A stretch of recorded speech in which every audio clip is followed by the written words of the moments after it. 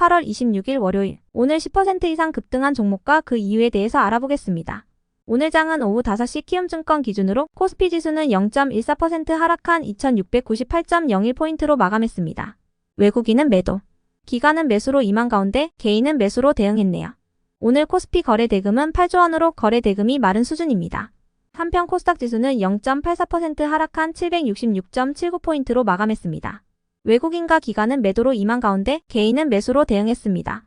그럼 본격적으로 오늘의 급등 종목들을 살펴볼게요.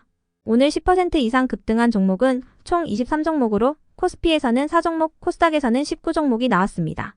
이 중 상한가 종목은 이엔셀과 ES큐브 2종목이고요. 오늘 하한가 종목은 없었습니다. 총 23개의 급등 종목들을 한데 모아서 섹터별로 묶어보니 4개 테마로 나눠볼 수 있었어요. 그 외 나머지는 개별 이슈로 오른 종목들인데요. 먼저 1번 제약 바이오 섹터입니다. 금리 인하 기대감이 지속되고 있는 가운데 금리를 한 번에 0.5% 내리는 B컷에 대한 가능성도 부각되면서 제약 바이오 기업들이 수혜 기대감을 잇고 있습니다. 이와 더불어 미국의 생물보안법이 오는 9월 말에 예정된 미국 하원 전체 회의에서 통과 여부가 결정될 예정인 만큼 국내 기업들의 생물보안법 수혜감도 이어지는 모습인데요. 생물보안법은 미국이 적대국 바이오 기업과의 거래를 제한하기 위해 만든 법안으로 계약이나 보조금, 대출 지원 등이 금지되는 내용을 담고 있습니다. 중국 바이오 기업들의 빈자리를 국내 기업들이 차지하게 될 거라는 기대감이 커지고 있어요. 한편 현지 시간으로 9월 13일부터 17일에는 스페인 바르셀로나에서 유럽 종양학회도 개최될 예정으로 이번 학회에는 루니카, HLB, 유틸렉스 등이 참석하여 연구 결과를 발표할 예정입니다. 이 같은 소식들 속에서 제약 바이오 기업들이 강세를 보여주었네요. 이 중에서도 이엔셀은 코스닥 시장에 신규 상장한 이틀째 강세로 마감했는데요. 이엔셀은 첨단 바이오 의약품 위탁 개발 생산 및 신약 개발 업체로 상장 첫날 공모가 대비 12% 상승한 가격으로 마감한 바 있습니다. 그 밖에도 에이프릴 바이오와 퓨처캠, 넥스트 바이오메디컬과 GI 이노베이션이 개별적인 이슈가 동반되며 강세로 마감해 주었네요. 다음은 이번 액침 냉각 섹터입니다. 엔비디아가 차세대 인공지능 칩인 블랙을의 출시를 앞두고 데이터 센터의 전력 소비를 획기적으로 줄이기 위한 액체 냉각 시스템을 도입한다고 발표했습니다. 엔비디아는 온수를 활용한 냉각 방식을 채택하여 서버 운영의 효율성을 극대화할 계획이라고 밝혔는데요. 액체 냉각 방식을 사용하는 데이터 센터는 기존의 공냉식 데이터 센터와 비교했을 때 전력 소모를 최대 28%까지 절감할 수 있다고 강조했어요. 공냉식 시스템에서는 냉각용 팬이 서버의 발열을 처리하지만 액체 냉각 방식을 사용하면 소음도 현저히 감소시킬 수 있다고 설명했는데요. 서버의 수명을 연장할 수 있는 부분도 큰 장점이라고 언급했습니다. 해당 소식에 액침 냉각 등의 냉각 시스템 관련주들이 시장에서 주목받았습니다. 이 중에서도 인성정보는 원격 진료 및 액침 냉각 관련주로 부각되는 종목인데요. 인성정보는 자회사인 아이넷뱅크가 글로벌 회사인 벌티브와 총판 계약을 맺고 액침 냉각 장비를 국내에 들여오고 있어 액침 냉각 관련주로 부각됩니다. 또한 이번 주 목요일부터 전국 보건의료 노동조합이 총파업에 돌입할 예정이라는 소식에 원격의료 사업을 하고 있다는 사실이 부각되며 원격의료 관련주로도 수혜 기대감을 입었는데요. 보건의료 노동조합은 전공의들이 의료 현장을 떠나면서 피로와 부담감이 한계 상황에 도달했다며 이 같은 총파업에 나설 예정이라고 알려졌습니다. 다음은 3번 전기차 화재 방지 섹터입니다. 정부와 대통령실 그리고 여당이 전기차 화재 방지 대책을 확정했습니다. 현재 자동차 제조사에서 자발적으로 시행 중인 배터리 정보 공개를 의무화하고 내년 2월부터 시행 예정이었던 배터리 인증 제도를 올해 10월부터로 앞당겨서 시행한다고 전해졌는데요.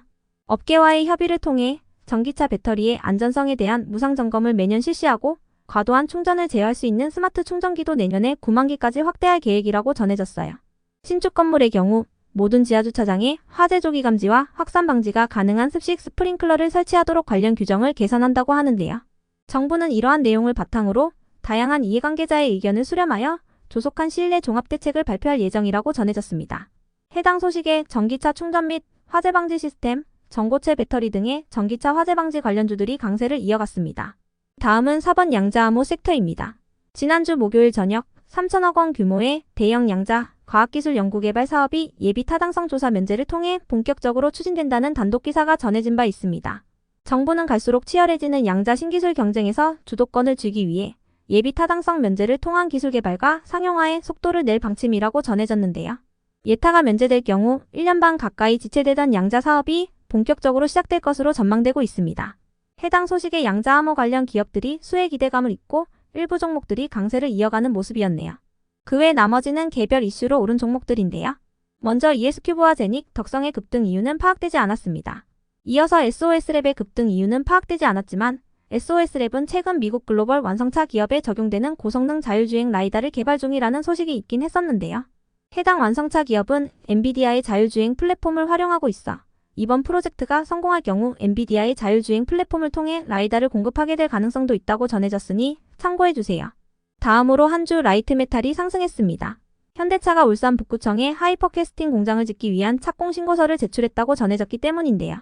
이는 새로운 공장을 세우는데 필요한 모든 행정 절차를 마무리했다는 의미로 통상 1년 정도 걸리는 건축 인허가 과정을 2달 이내로 대폭 줄였다고 전해졌어요.